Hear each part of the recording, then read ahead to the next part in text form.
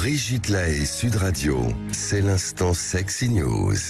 Eh bien, Sandy Boulanger, nous retrouvons Soisic Belin, notre journaliste. Vous nous parlez des bienheureux. C'est qui ces bienheureux? C'est les hommes? Non, hommes, femmes, vous allez voir. Aujourd'hui, notre émission traite donc du cancer du sein. Octobre Rose est là chaque année pour offrir à cette maladie à 99% féminine, 1% d'hommes contractent le cancer du sein. Une visibilité médiatique. Il est là pour rappeler que cela n'arrive pas qu'aux autres, que ce n'est pas anodin, que si pour certaines c'est un moment d'une vie, pour d'autres c'est bien plus que ça.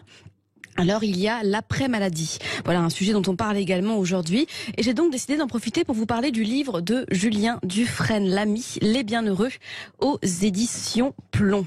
Alors, il ne parle pas de cancer, mais d'une maladie orpheline connue sous le nom du syndrome Williams-Buren. On est avec et c'est tout. Il n'y a pas d'après, pas de guérison à espérer.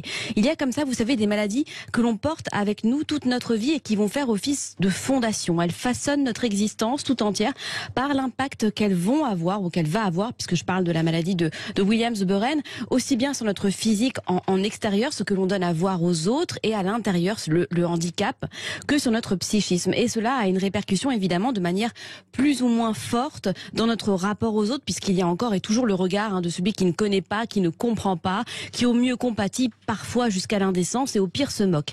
Alors je ne vais pas tomber dans l'écueil que l'auteur de ce livre a réussi à si bien contourner, la compassion condescendante et la mièvrerie. Ce livre est là pour raconter la vie, le quotidien, des instants qui peuvent nous paraître sans importance parce qu'on a l'habitude de les vivre sans véritablement se poser de questions, de ces personnes qu'il nomme les bienheureux. Alors, peut-on être heureux lorsqu'on est atteint de ce syndrome Williams-Buren? C'est quoi ce syndrome? Alors, on attend.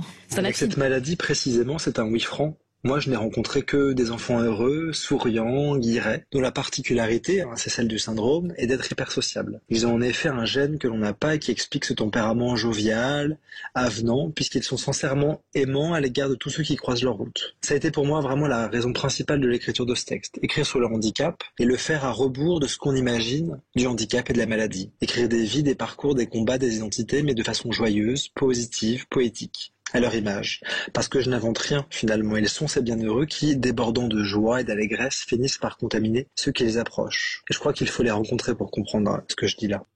Alors c'est un accident génétique, c'est la perte d'une trentaine de gènes sur le chromosome 7. Oui, c'est un plus et un moins en même temps.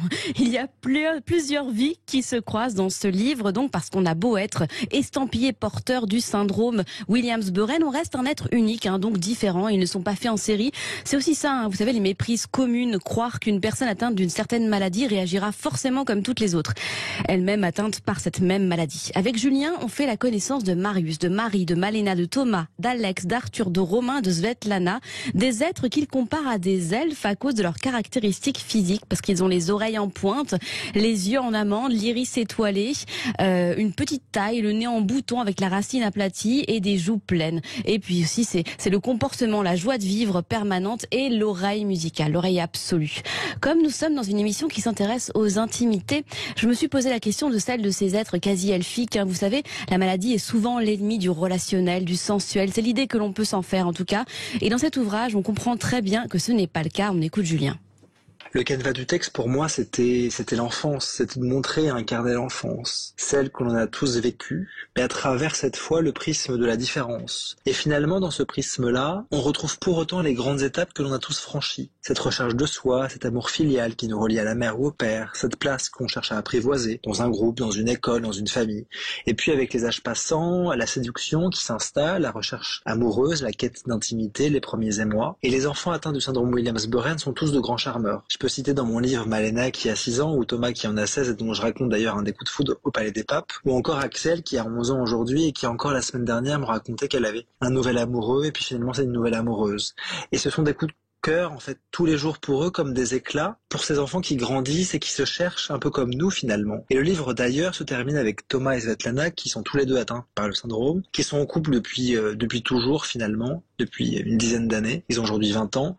Et aujourd'hui, ils se rendent visite en bus, entre Versailles et Caen, et ils chérissent tous deux l'idée un jour de vivre ensemble dans une petite maison. Et ce sont de belles histoires, selon moi, parce qu'elles sont universelles, et parce qu'elles ont été aussi nos histoires adolescentes. Et puis dans ce récit littéraire qui se base, vous l'aurez compris, sur du vrai et uniquement du vrai, il y a les parents. Qu'est-ce qu'il advient de leur vie? Ils ne sont pas atteints dans leur chair par cet handicap, mais ils sont témoins ô combien résilients. Et pour certains, cela devient une croix à porter, mais souvent il y a la lutte. Alors non pas pour résister face à quelque chose qui n'est pas possible d'effacer, mais pour que les labos, pour que la médecine, pour que tout un chacun prenne connaissance et conscience de leur existence et puisse glisser une petite pierre à l'édifice qui est le leur. Et dans un monde comme le nôtre qui part en cacahuète, s'intéresser à l'autre et plus particulièrement à ces personnes qui sont nées avec ce bonheur chevillé au corps, je trouvais ça paradoxalement être une note légère. Et en parler, c'est non seulement contribuer à faire connaître ce livre, que je vous conseille 1000 fois, mais aussi à faire en sorte que cette maladie qui concerne 3000 personnes dans le monde, 3000 en France, 30 000 personnes dans le monde, 3000 en France, ne soit plus désormais si orpheline. Ça fait beaucoup en France par rapport au nombre de cas dans le monde. Vous avez la chance. C'est un enfant sur 10 000. Oui, en France, c'est beaucoup. Oui. Oui. Bon, écoutez, en tout cas, vous avez l'air d'avoir vraiment apprécié ce livre. Oui, formidable. Oui.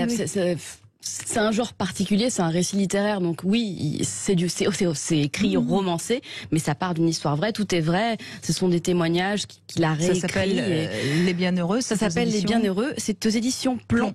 Et Julien Dufresne-Lamy. Très bien, Voilà. Merci. Je vous en prie. De ce petit moment de joie.